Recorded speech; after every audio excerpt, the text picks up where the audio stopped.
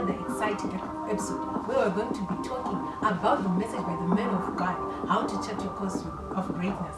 So I'm going to be talking with the 18, Rarashi, Tendai, and Rufaro. We're going to be sharing with you the lessons that we learned from this teaching.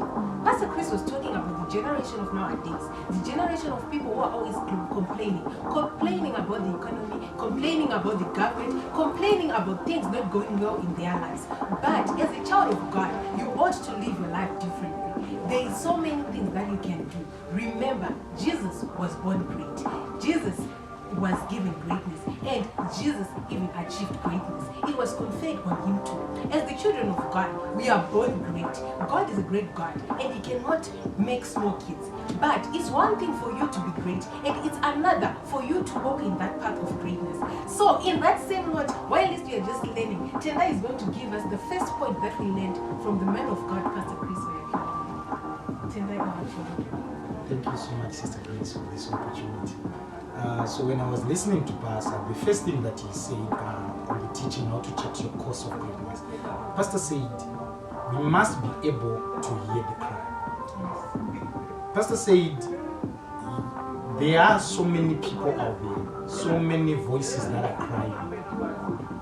But all these people, they need answers.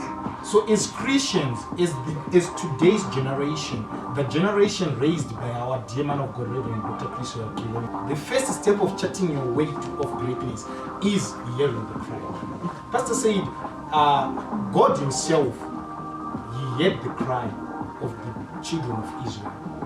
But he also made sure that Moses himself heard the same cry.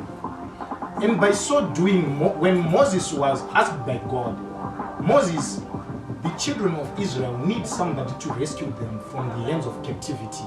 Moses managed to hear the cry.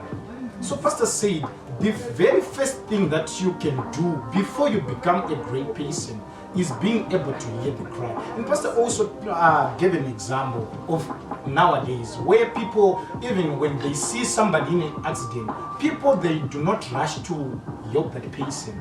The first thing that everybody thinks of is taking their phone and start shooting a video. That's failing to hear the cry. Somebody is dying out there, but nobody is there to help. Nobody is there to hear that person's cry. So Pastor said, the first thing that you've got to do is to hear the cry. So it's very important for me to hear the cry of the need. That is what he said. Yes. And actually I can relate. Someone once told me that, you know what, in life, like you never see a tree that eats its own fruit. Yes. You know, it's the tree that produces the fruit, but it's someone else who eats the fruit. So when I'm charting my course of greatness, I should look around for a need and reach out to meet that need. Yes. And then after that, he said, just hearing the cry shouldn't be enough, right? Yes. So I think Rufaro, you can tell us, now that I've heard the cry, then what should I do next? Thank you so much, Sister Mel, for having me on this wonderful platform. So the second point that Pastor pointed out was be decided. So Pastor said, we have got so many options in this world, but once you hear the cry, you do not have to ignore it. If you want to be great, you have to choose to hear the cry and then do something about it.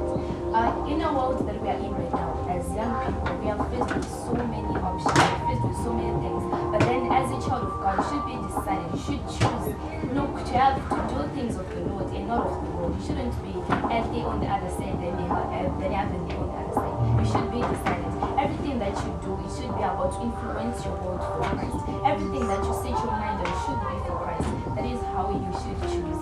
Thank you. Thank you. So once I have heard the cry, the next thing that I have to do is to choose. Because what happens is someone sees the cry, but they do nothing about it. You can just see someone, they are hungry. Then you say, wow, they are hungry. And you know, you feel sorry for them, but then you don't give them food. But she's saying, once you see the cry and you hear it, the next thing you just have to decide to do something about it. And that's the way to greatness. Wow, I'm loving